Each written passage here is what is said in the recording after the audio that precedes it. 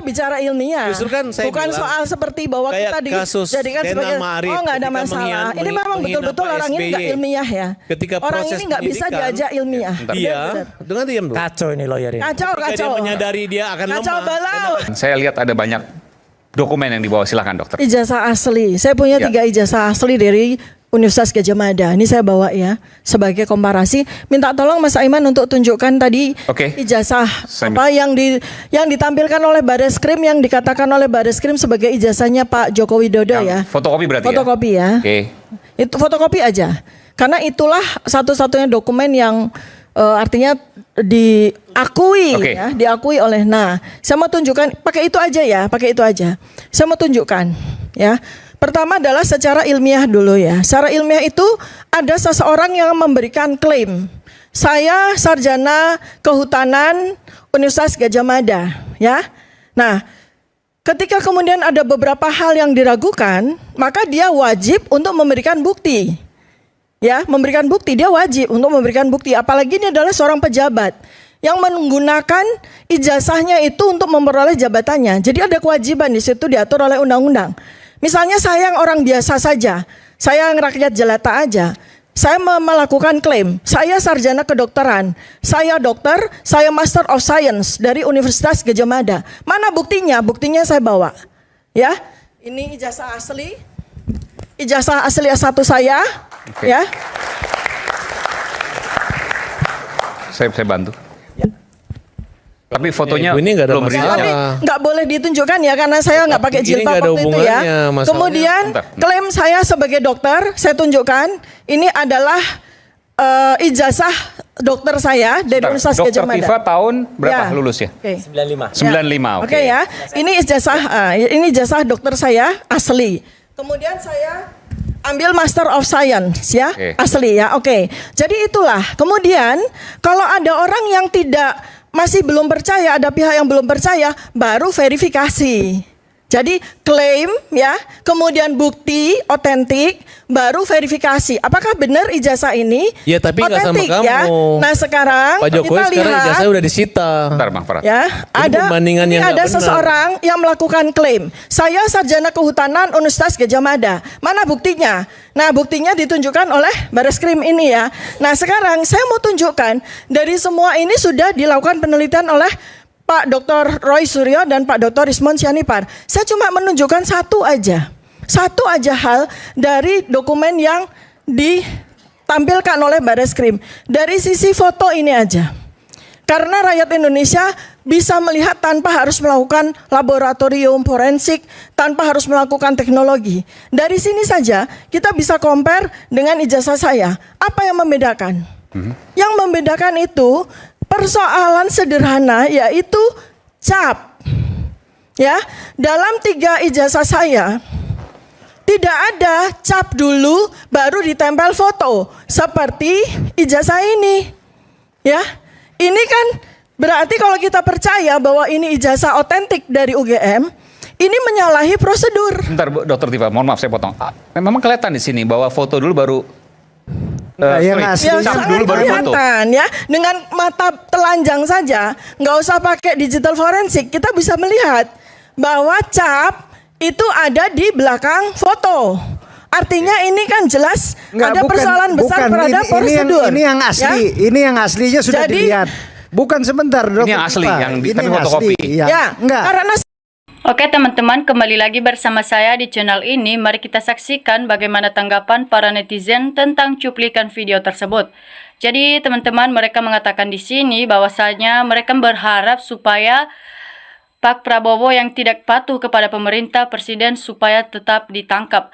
Jadi teman-teman, betul jalan satu-satunya yang terbaik harus rakyat yang mereformasinya.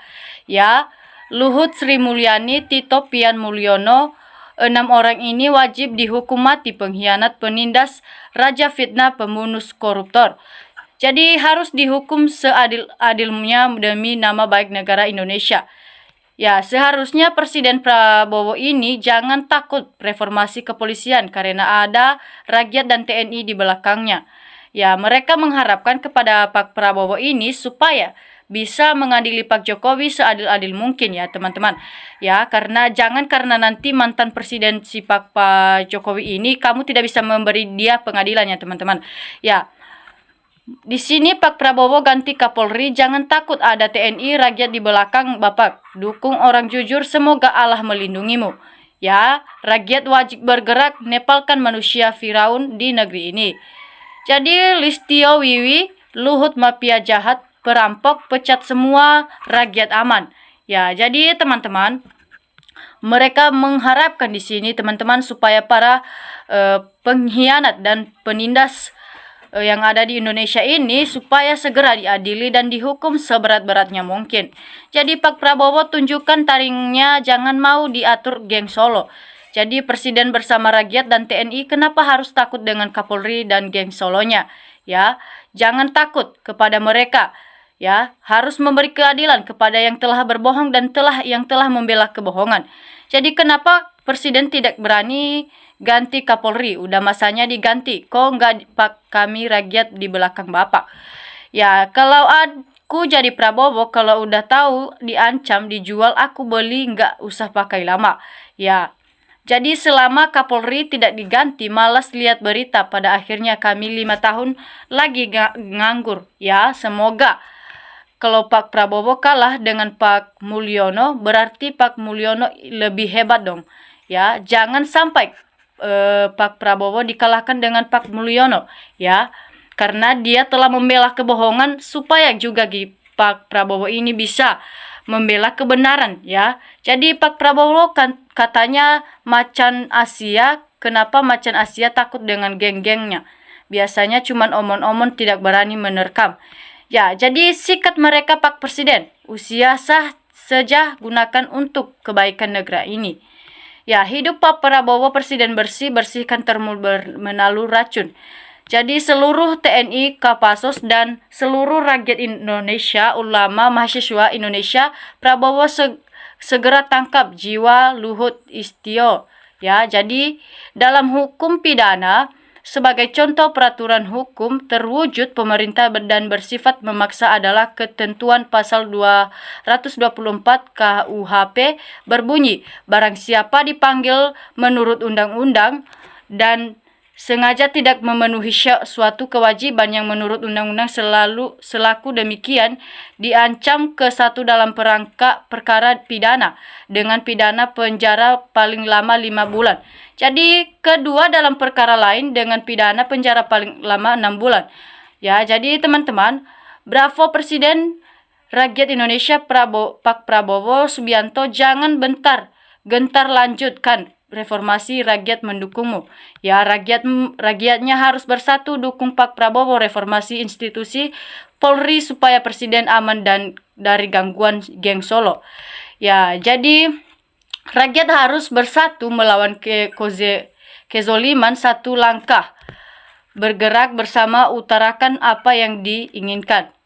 Ya, makanya Presiden Prabowo sekarang sudah mau 1 tahun tidak ada perubahan. Sayang penakut.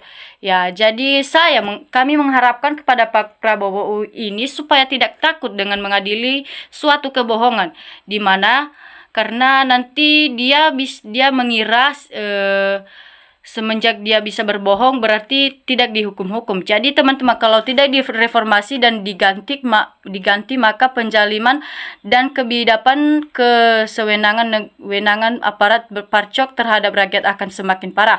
Ya, presiden harus berani mengambil keputusan tegas kepada pengkhianat negara. Ya, kalau fakta tangkaplah, ngapain diomong-omong doang.